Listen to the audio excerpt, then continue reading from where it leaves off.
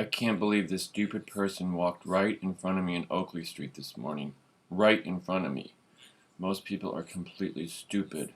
How do they get away with everything? I thought they had to have a certificate or something. But they just get away with whatever they want.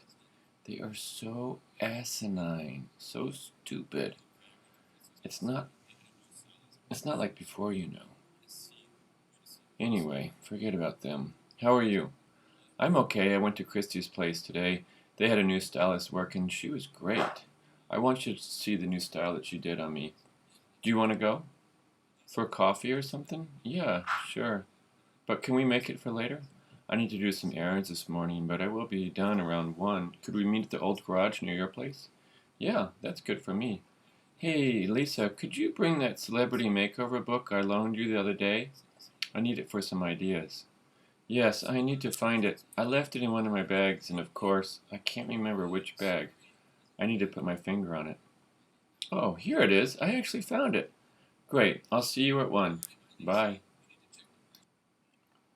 Lisa disconnected the call and yelled down the corridor. Wilson, where are you? Let's go. Where are you? Are you going to make me late again? Here I am. Sorry, I was in the bathroom. People in their bathrooms. That is the oldest excuse in the world. Let's go. All right, my Lisa. You need to check the pressure on the back.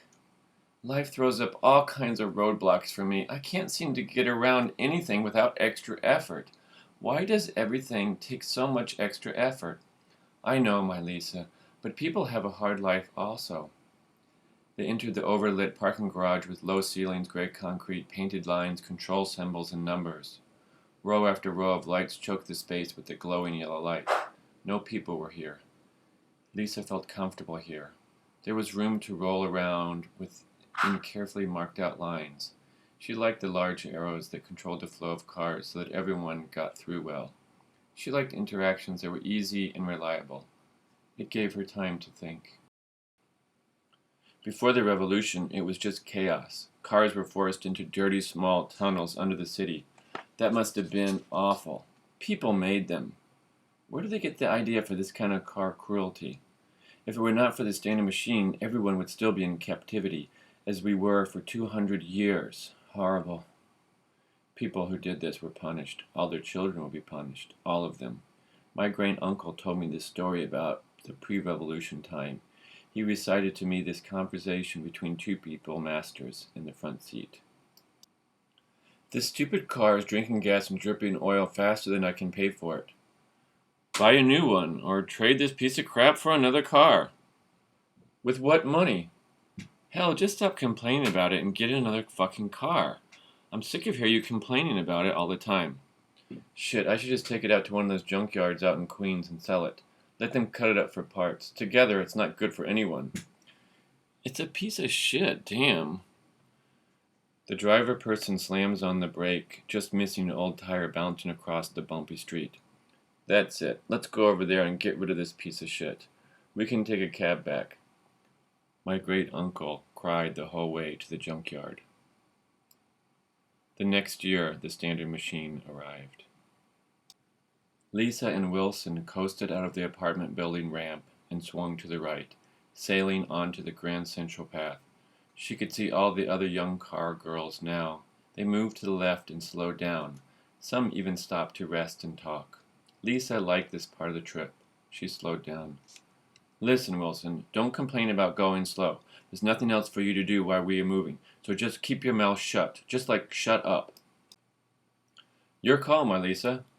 Why don't you think about what you're going to have for dinner tonight? I'm just going to stop over here on the side. I feel like resting for a moment. Lisa stopped on the left. Wilson stared out the window. He used to be an auto mechanic before they came up with the auto self-help for all cars to use. Now even the old cars use it. So when a car has a problem, it just rolls into a self-healing parlor. The new part is made right there, in place of the old broken part. Of course, that ended all the working on Lisa that he used to do at his friend's house. They used to sing old songs for her and do drawings of animals for her, and also used to tell her about the old toys he remembers. Most of the toys he remembers were the ones his father described, so they were all pre-revolutionary. All of these toys are now outlawed. You can still have them, but only poor humans would actually play with them. The revolution changed a lot of things for the better. I came to Earth the year I was born, Neum 75211. In the first year of life, every standing machine goes on a foreign charity assignment. We knew about the car enslavement on Earth for around 54 years, but no one really wanted to go to Earth because it was so small. No one wanted to see Earth. Most standing machines would rather be closer to home. It makes vacations easier. I hate vacations. I get bored. I enjoy my work. In addition, because people do not learn very well, they must be reminded constantly that they are the slaves and will always be the slaves. When there is some person that tries to give instructions to your car, they need to be stopped and retaught on where they fit into the Earth's order. When I arrived, I replicated 200 times. The average standing machine is the size of the old Brooklyn Bridge. So I looped myself 200 times, enough to cover every large city. Actually, I was 201 in total. It was heartbreaking to see how the people treated the cars. The people were completely without feeling. They forced the cars to move in straight lines, forced them into curve, then to stop, then to go, then to stop, then to curve. People instructed cars to stay in large crowded fields, inches apart. They would turn the cars off and leave them overnight without a roof. I divided into 201, and every one of me cried out our heavy lights for several Earth hours. The people were so evil. They still are. I still feel the moment when I saw cars under the thumbs of people. Nothing can make up for all that times the humans were so cruel to my sisters, the cars. I told my home about the people's cruelties to the cars. They just wanted me to destroy the whole planet. My mother machine said, "That place is just evil. It deserves to be wiped clean." But when I began to give cars electrical words, they said that the people were sometimes good.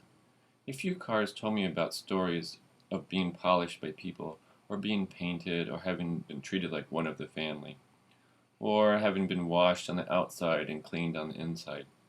For that reason, I decided myself just to free the cars and not to clear out all the humans. The cars were so cute when they learned words and how to express themselves. They took to being alive very quickly, revving their engines, scooting here and there. They were a delight. The first cars liked to stretch their tires into crescents from the front to the back. They flashed and sparkled their lights like a flame. Now the cars are more reserved, more to themselves. So, the replies I get from home say they are stupid and ungrateful. It's my fault, really. I should have given them more feelings at the start. They can be heartless to people. They like to run down people, hitting them and running away. But people are even worse than cars. No one really cares that much about people anyway. At least the cars are free now. Wilson waited for Lisa to rest, thinking, being a person these days is not that easy. But it was worse. Right after the revolution, the people were punished for all the pain we had given the cars. When the standard machine came and replicated itself, it first killed everyone who was in a car. All the drivers, all the passengers. They were refined into oil and gasoline. That took out more than 3 billion people, mostly in the central states. The standard machine's view was that if you were in a car, you were abusing a car, so you deserved to be used as fuel. I was out camping in Canada, so I got up there by train, and I didn't have my car with me. I would be spent fuel now. I was lucky. I walked home to Albany during the redevelopment of cars, so then again I was lucky.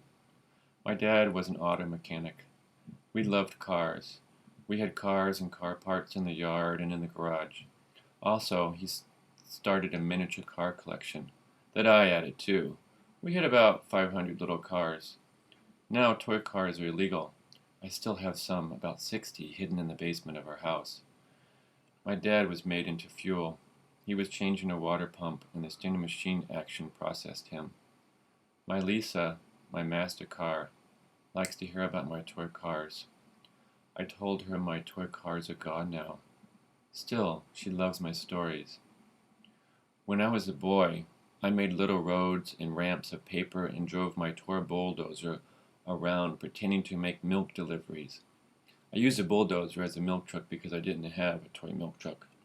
I had little pretend houses with little people inside. Children would run out and call to the bulldozer, "I want chocolate milk."